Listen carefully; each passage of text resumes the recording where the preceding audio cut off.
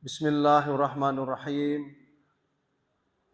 Ikhwatal Islam, azakumullah. Ikhwatal iman yang dirahmati Allah Subhanahu wa taala. Assalamualaikum warahmatullahi wabarakatuh.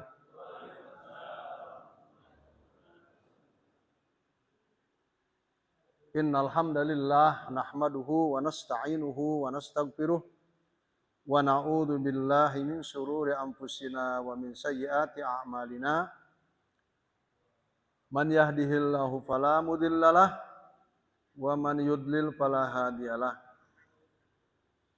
Wa asyhadu an la ilaha illallah wahdahu la syarikalah wa asyhadu anna Muhammadan abduhu wa rasuluh. Allahumma shalli ala Muhammadin wa ala alihi wa sahabati ajmain, amma ba'd.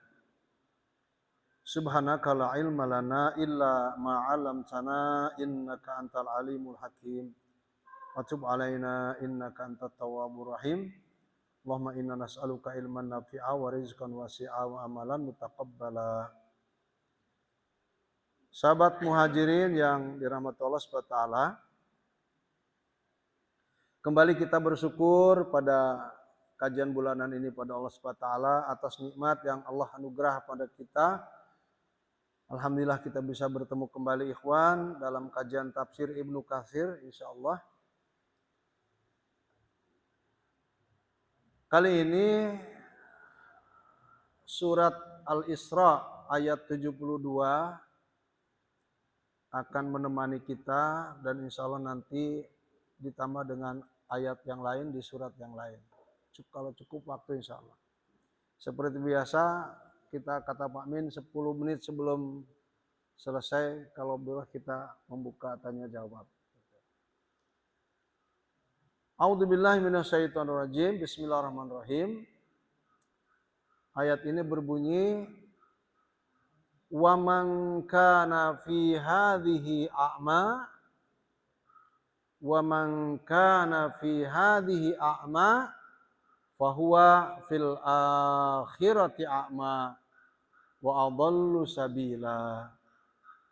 Arti bebasnya adalah dan barang siapa dalam kehidupan dunia ini mereka dalam keadaan buta, soal butanya nanti kita tafsirkan, maka dia di akhirat pun akan hidupnya itu dalam keadaan buta. Itu. Bahkan wa adallu sabila. Bahkan wa adallu sabila. Mereka akan berjalan pada sesesat-sesatnya jalan. Allahu Akbar. Makna daripada atau tafsir daripada a'ma di sini, buta di sini adalah makna pertama, buta yang dimaksud adalah annal ama, yang dimaksudkan buta di ayat ini adalah huwal ama an syukri ni'amillahi fid dunya, yaitu buta terhadap kesyukuran. Gitu. Artinya buta kita saat kita tidak bersyukur atas nikmat-nikmat Allah ketika kita hidup di dunia. Sebuah makna bahwa kita kalau mencicipi nikmat Allah harus disyukuri gitu. Dan soal nikmat Allah itu kan begitu banyak. Maka kata Ibnu Katsir mengatakan wa man kana hadza haluhu, kalau memang benar atau jikalau memang benar keadaannya seperti ini, maka yakin kelompok-kelompok itu asal jangan kita. Asal jangan kita. Kelompok-kelompok orang itu fahuwa fil akhirati a'ma wa adallu sabila. Maka jelas kelompok itu dalam keadaan buta kelak di akhirat dan meniti jalan pada jalan yang paling sesat. Na'udzubillah. Ini makna pertama. Berarti orang buta yang dimaksud adalah orang buta mata hatinya saat tidak mensyukuri nikmat Allah. Itu satu. Makna buta yang kedua, asani annal ama, yang dimaksudkan buta di sini adalah huwal ama an qudratillahi ta'ala wa ayatihi fid dunya atau fi hadihin ni'am allati an'ama biha 'alal insan. Makna ama atau buta yang kedua adalah saat kita tidak mengakui kekuasaan Allah dan tanda-tanda kebesaran Allah di muka bumi ini. Dengan adanya nikmat-nikmat Allah Subhanahu wa taala tadi yang patut disyukuri, malah kita mengingkari. Maka orang-orang yang mengingkari nikmat itu sama sebetulnya maknanya kenikmat, tapi ini ditambah dengan yang mengingkari kekuasaan Allah dan tanda-tanda kebesarannya. Tanda-tanda kebesaran Allah di ayat ini adalah terhadap keberadaan begitu banyak nikmat-nikmat Allah yang Allah anugerahkan pada kita. Nikmat sehat, ya kan? Nikmat rezeki, nikmat kesempatan, itu nikmat pekerjaan, nikmat badan lengkap. Subhanallah, banyak sekali. Lalu tiba-tiba kita ingkari kenikmatan itu. Itulah kelompok orang-orang yang a'ma, buta. Buta apanya? Buta mata hatinya. Itu. Tetapi ini ditafsirkan oleh ulama-ulama tafsir, hadhil ayat ini tidak ditujukan pada perorangan. Itu. Tetapi ayat ini justru ditujukan pada kelompok secara utuh umat manusia.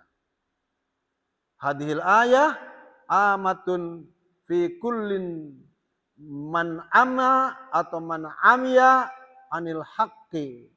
Ayat ini berlaku untuk semua masyarakat manusia yang mereka pada setiap dirinya itu buta terhadap kebenaran adanya nikmat Allah. Buta terhadap tanda-tanda Allah yang harus diakuinya itu. Subhanallah, ya. Maha suci Allah. Wala tahtasu bisaksin, dan ayat ini tidak berlaku untuk perorangan, bal hiya fi kulli man ittasafa bihadhihi sifah, tetapi ayat ini berlaku untuk semua manusia yang memiliki sifat-sifat seperti tadi. Ini makna ayat yang pertama. Mengandung makna kita harus pandai-pandai bersyukur terhadap nikmat Allah.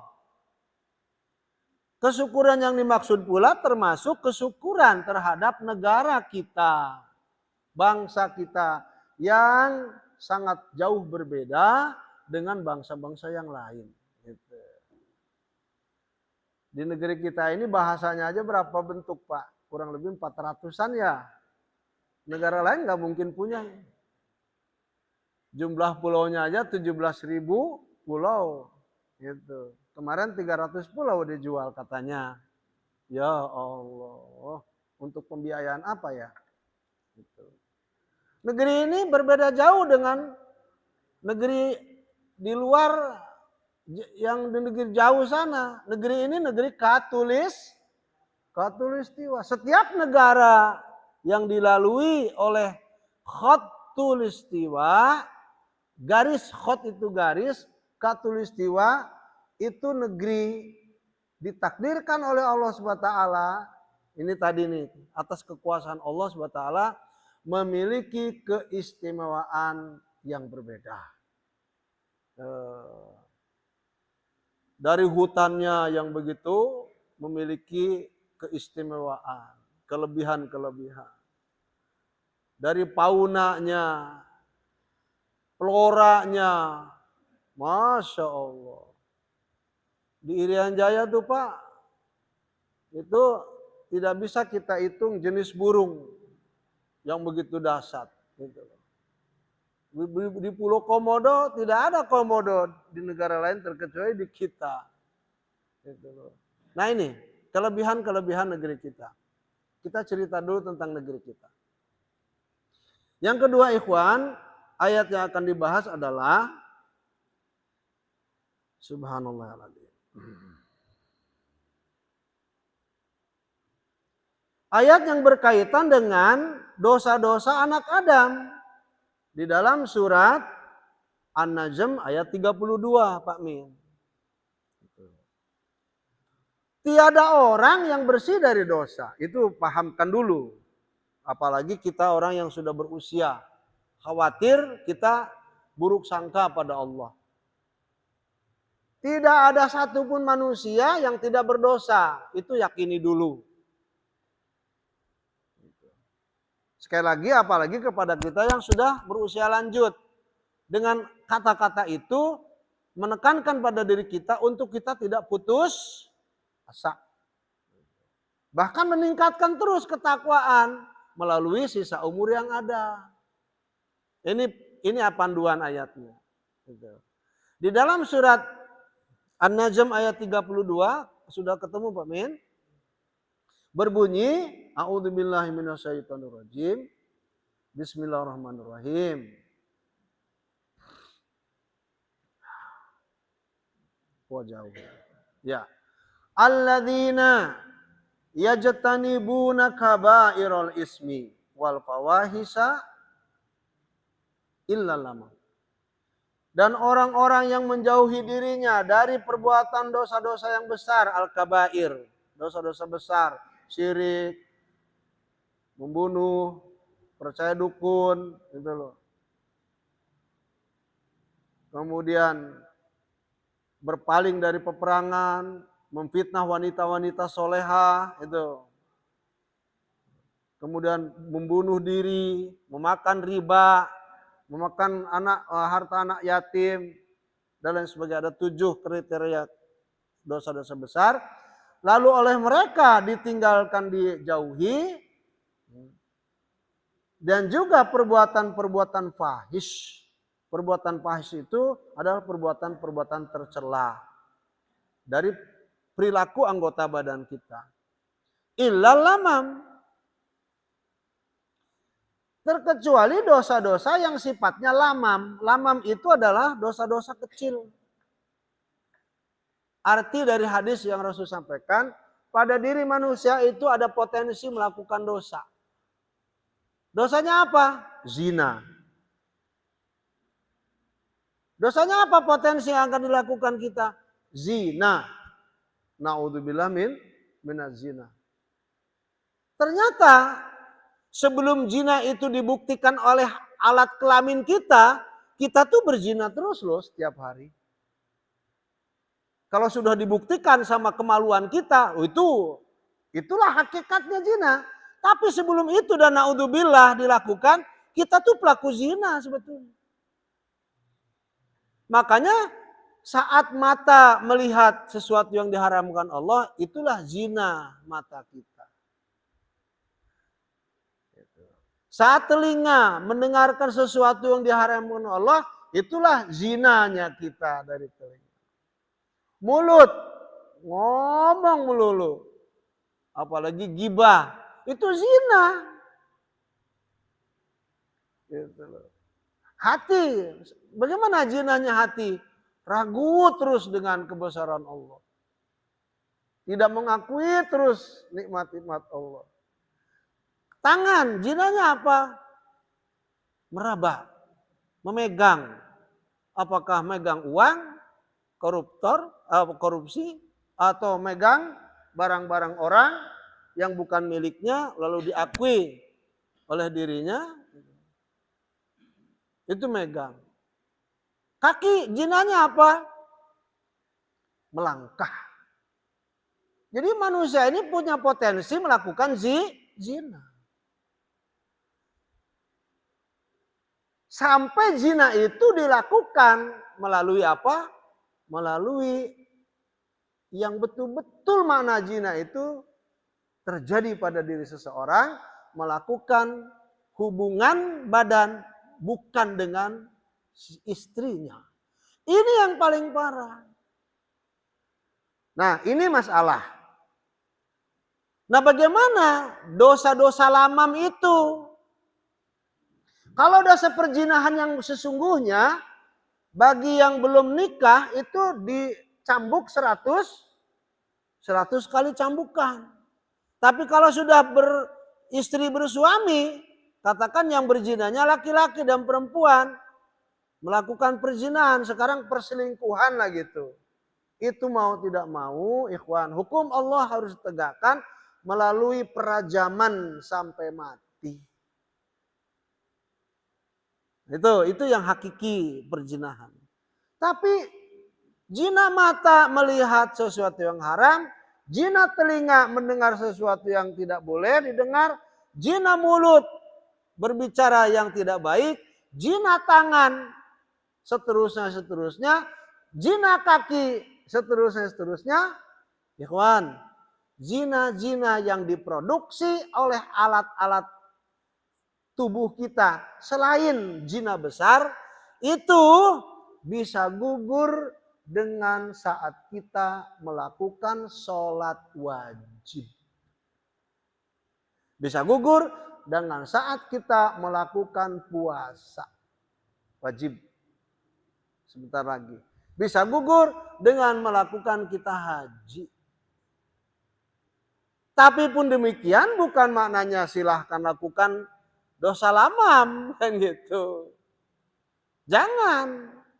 Dosa lamam itu tadi dosa kecil yang dilakukan oleh semua anggota badan kita yang potensinya itu namanya zina.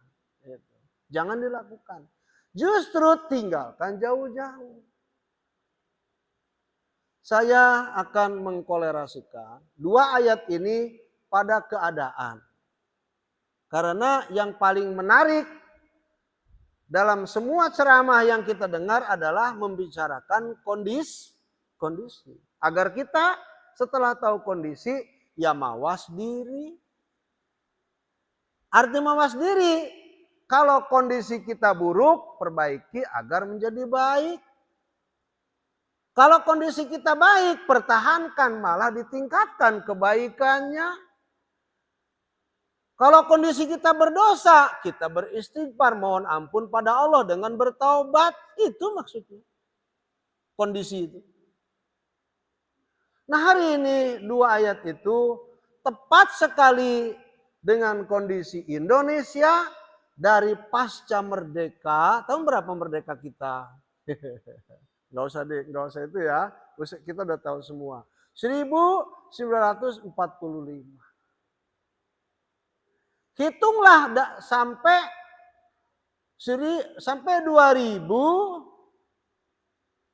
potong 9 tahun. 2014. Pada masa Pak Jokowi jangan dihitung dulu karena belum lengser.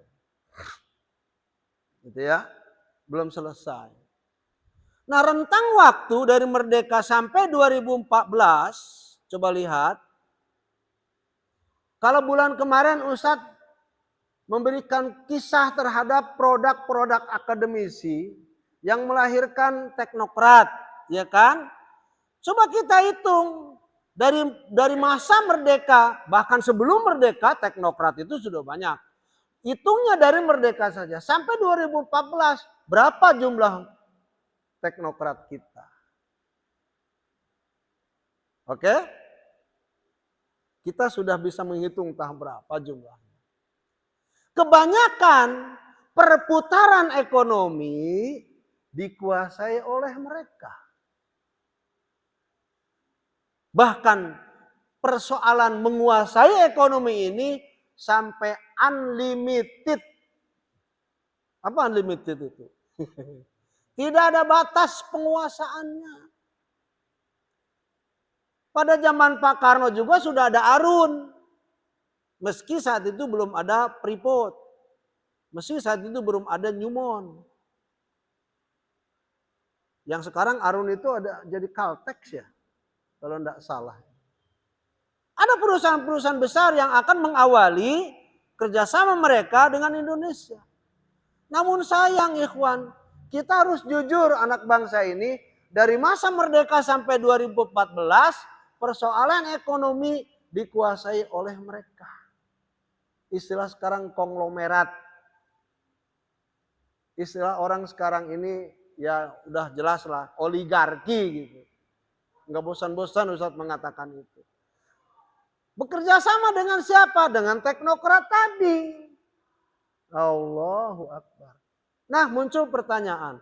Apakah mereka yang tergabung dalam golongan teknokrat itu tidak mati dari masa kemerdekaan sampai 2014? Buktinya sudah banyak yang mati. Kematian mereka ini sangat menyesakkan dada. Kenapa? Karena penguasaan ekonomi yang begitu dahsyat jumlahnya, ratusan bahkan ribuan triliun, sampai sekarang uang-uang itu ada pada kelompok mereka.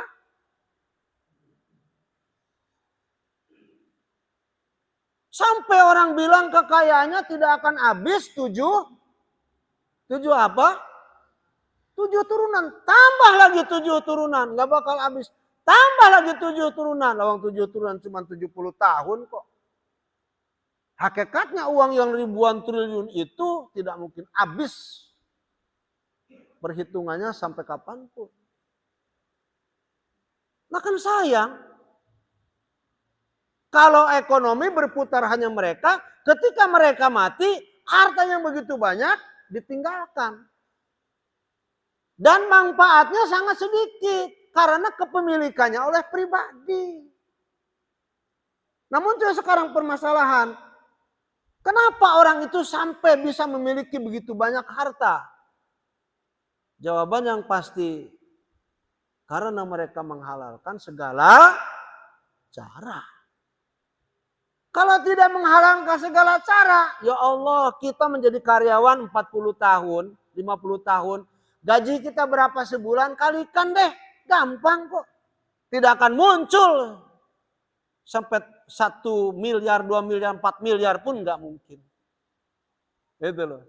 Tapi kondisi hari ini, konglomerat terhitung dari merdekanya Indonesia sampai 2014, subhanallah. Uang itu ada di mana-mana, jumlahnya triliunan rupiah, ada di bank Swiss, ada di bank Holland, ada di Amerika, ada di Singapura, dan lain macam-macam.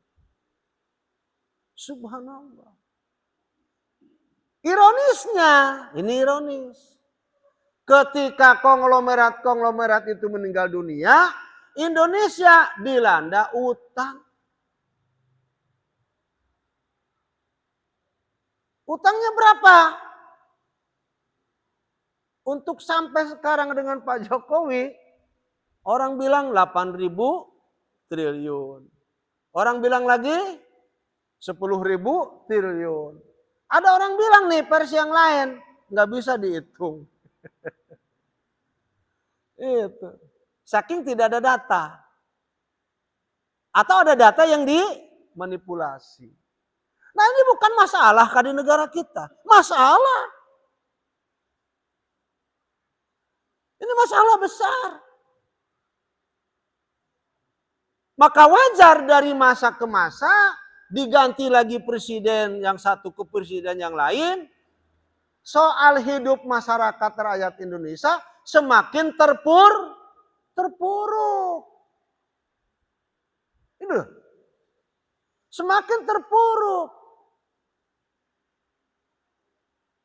Karena apa? Karena itu tadi ayat.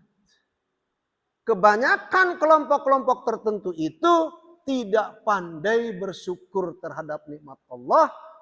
Bahkan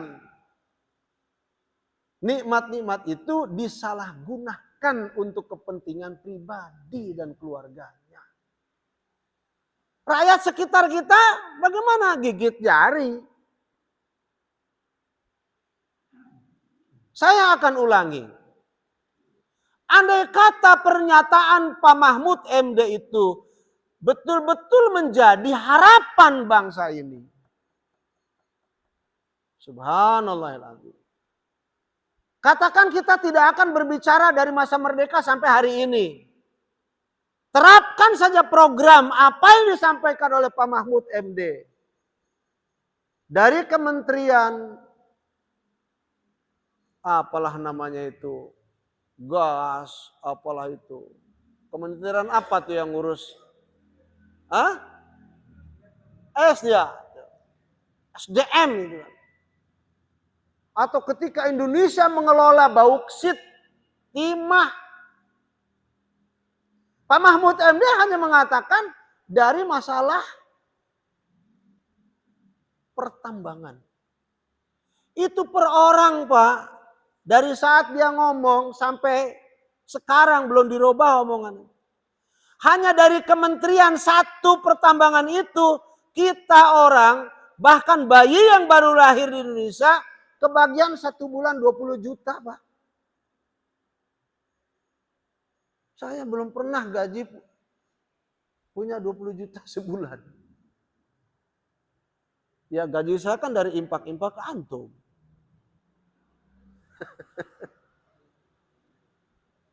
Itu loh. Dahsyat nggak Indonesia ini? Pak Mahfud MD mengatakan belum lagi dari Kementerian Pertanian, belum lagi dari Kementerian Kelautan, belum lagi dari subhanallah Kementerian Kehutanan.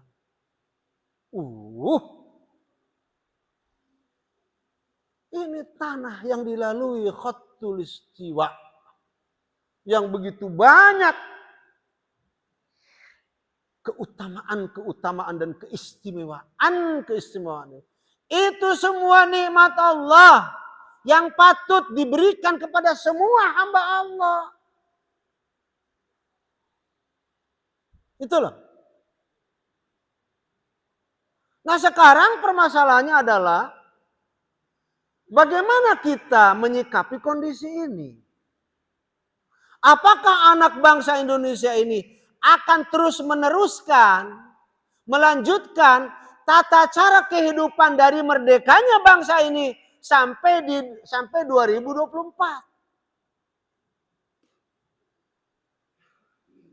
Atau mau melakukan sesuatu yang sifatnya banyak perubahan?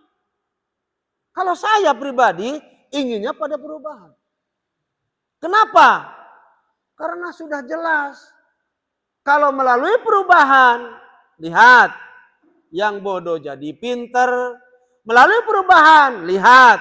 Yang bulan kemarin saya ditanya di sini, apa perubahannya Ustaz? Mana akhi yang bertanya?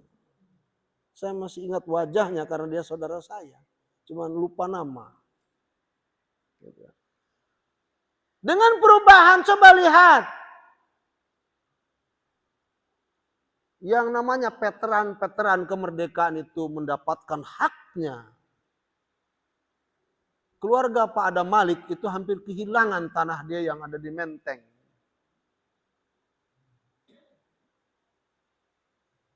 Rumah Pak Ali Sadikin saat itu gelisah karena tidak bisa membayar PBB di Menteng. Dengan adanya perubahan, hak-hak veteran itu dikembalikan. Bahkan dikembalikan lagi hak-hak tanah yang dimiliki oleh sahabat-sahabat kita yang sempat terusir dari tempat kelahirannya. Perumahan Bayam. Perumahan apa lagi, Ikhwan? Susun apa lagi itu yang di sana?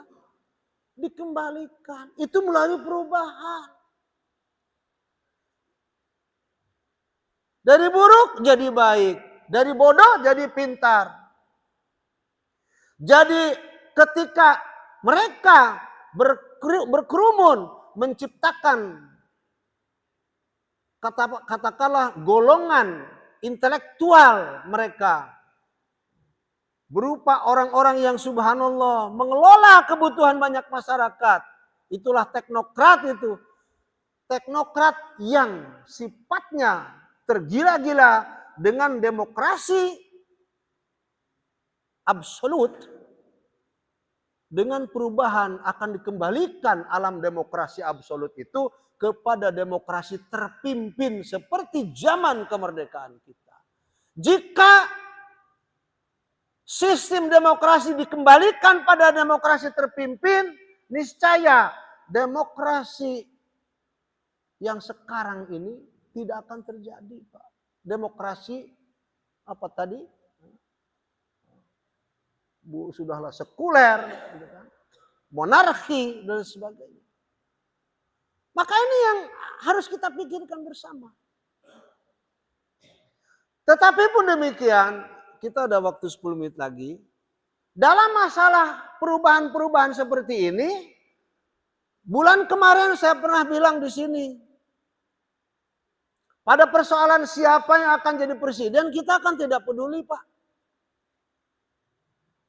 Asalkan yang akan jadi presiden baru itu ya sayang pada rakyat, membagi-bagikan hasil eksplorasi negeri ini kepada rakyatnya.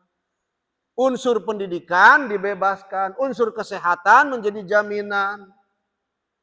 Bahkan perumahan rakyat dibangun tanpa harus mengeluarkan uang. Karena 1 bulan saja kata Pak Mahfud MD itu dari satu lembaga 20 juta. Emang Pak Mahfud MD tukang bohong? Enggak. Dan saya yakini dia ngomong itu berdasarkan data yang menjadi fakta. Maka buat kita hari ini, jangan pernah ada keraguan untuk melakukan perubahan. Apakah perubahan itu ada pada paslon pertama itu 01 yang dimaksud, atau perubahan itu ada pada paslon yang nomor 2 atau kepada yang nomor 3. Itu mereka memiliki perubahan-perubahan itu. Yang kita harapkan adalah program-program perubahan itu betul-betul dimengerti oleh rakyat Indonesia. Dipahami betul oleh rakyat Indonesia. Sehingga rakyat Indonesia ini siapapun mereka pahami. Siapapun yang akan menjadi presiden tidak dipedulikan asalkan seperti itu. Tetapi ikhwan, jangan asal keberpihakan. Jangan asal kita ikut program-program perubahan. Sebelum kita uji layak atau tidak 3 calon kandidat presiden itu untuk melakukan perubahan. Bagaimana cara mengujinya? Cara mengujinya ikhwan, lihat dari pribadi-pribadi mereka itu. Apakah mereka memiliki kecerdasan atau tidak? Gitu loh. Paslon pertama doktor, kedua mungkin dokter juga, ketiga dokter.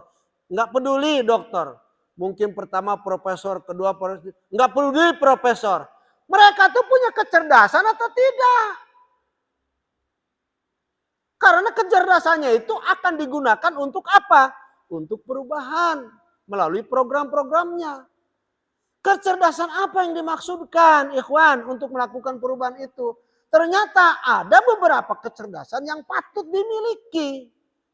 Di antaranya paslon-paslon itu harus dan mutlak memiliki kecerdasan intelektual. Itu satu.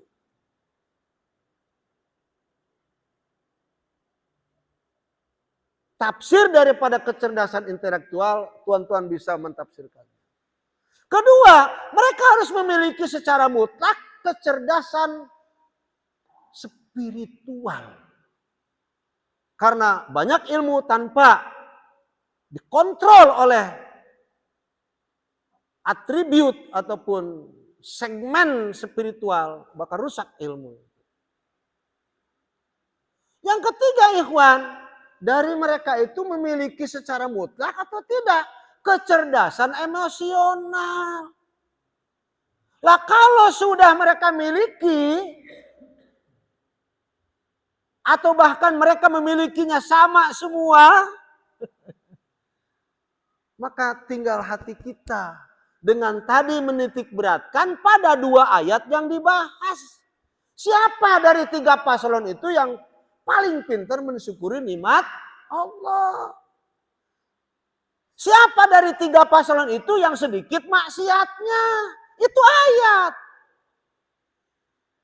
Siapa dari 3 paslon itu yang hanya melakukan dosa lamam itu tadi? Itu loh. Yang lamam itu dosanya bisa dihapus dengan sholat wajib 5 waktu gitu loh. Tetapi kalau kita jeli dan jujur, ternyata dari 3 kandidat ini memiliki rekam jejak yang berbeda. Maka bagaimana caranya? Jujur dengan hati kita.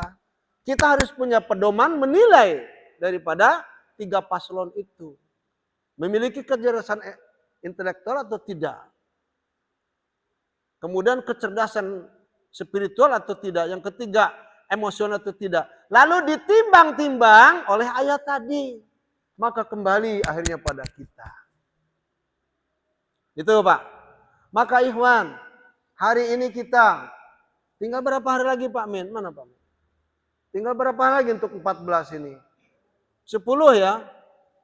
10 hari ke depan, subhanallahal-adzim.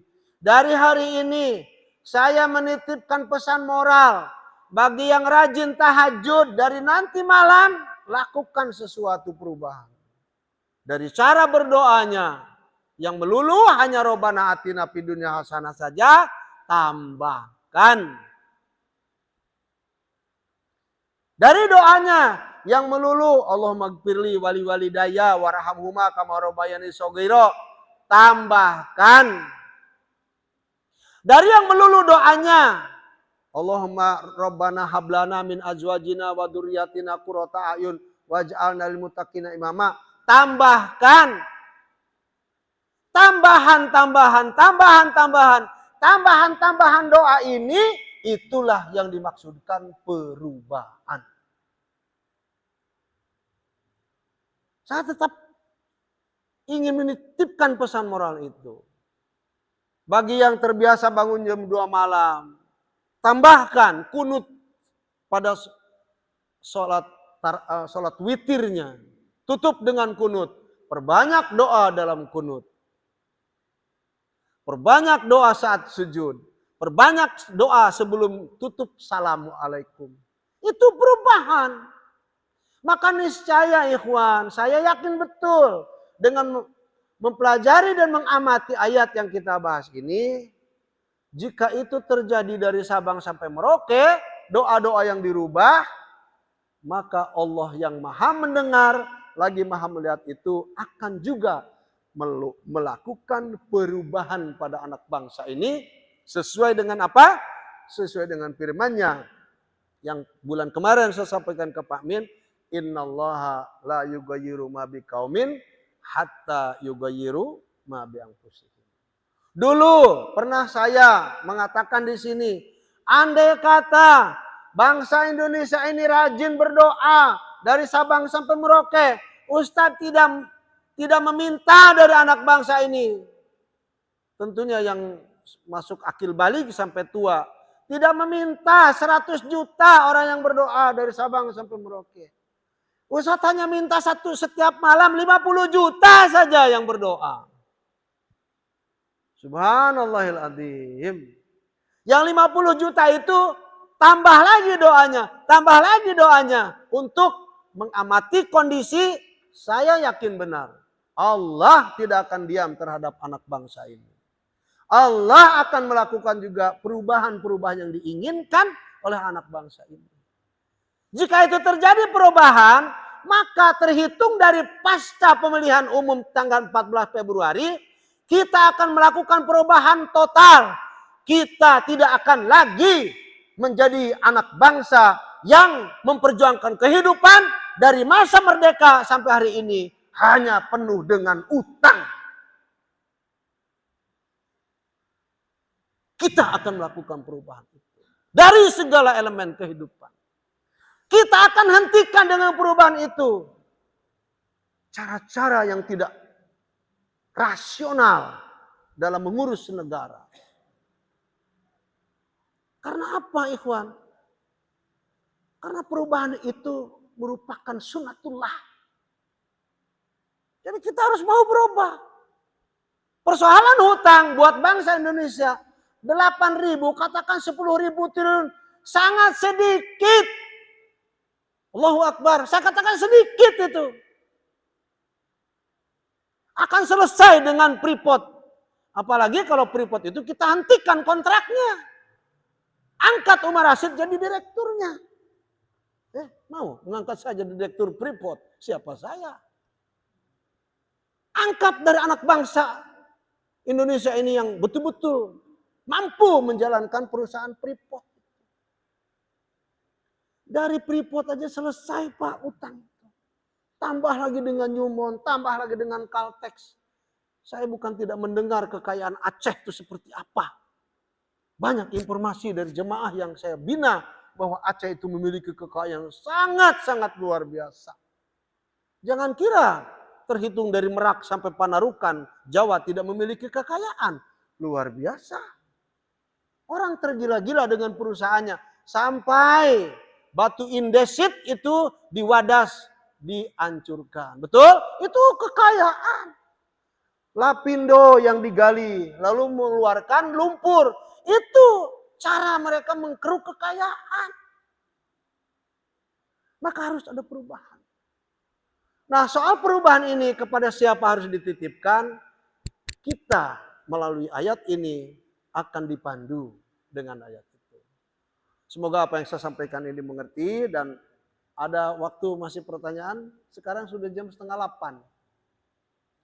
Barangkali ada silahkan, kalau tidak ya tidak apa-apa karena ini masalah kita bersama. Kalau saya boleh tekankan pada yang bertanya bulan kemarin, perubahan apa Ustadz? Banyak yang dirubahnya. Saya katakan perubahan itu bukan hanya unsur-unsur besar.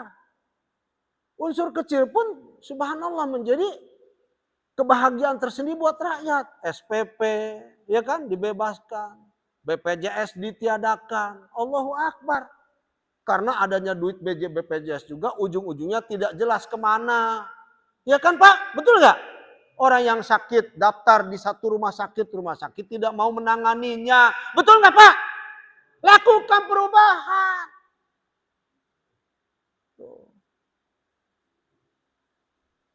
Departemen Perdagangan yang dicari hanya apa? Keuntungan ketika terjadinya ekspor impor. Allahu Akbar. Mohon maaf. Beberapa hari kemarin saya diundang oleh dia. Saya tidak mau lagi duduk dengan dia. Dan gambar-gambar yang pernah dipoto itu saya akan hapus itu. Takut fitnah. Menteri Perdagangan. Ini masalah besar buat kita.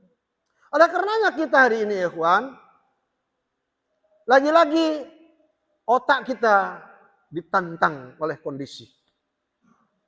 Soal kepada siapa kita berpihak, maka lihatlah dengan mata yang tajam, pemikiran yang bersih, telinga yang pintar mendengar tentang informasi keberadaan 3 paslon itu. Ditimbang dan dineraca oleh ayat yang dibahas ini. Ayatnya surat apa tadi Pak Min? Al-Isra 72 dan An-Najm 32. Kembali dibuka.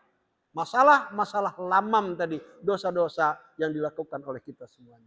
Saya rasa untuk tidak ada pertanyaan kali ini dan semua memahami tentang kondisi, namun arahan-arahan para kiai, para ulama, saya sudah melihat Gontor sudah menyatakan kesepakatannya, alim ulama Jawa Timur sudah, ulama Manado bahkan ke sini Ambon sudah sepakat, Aceh sudah sepakat. Bahkan di Jawa pun sudah pada sepakat.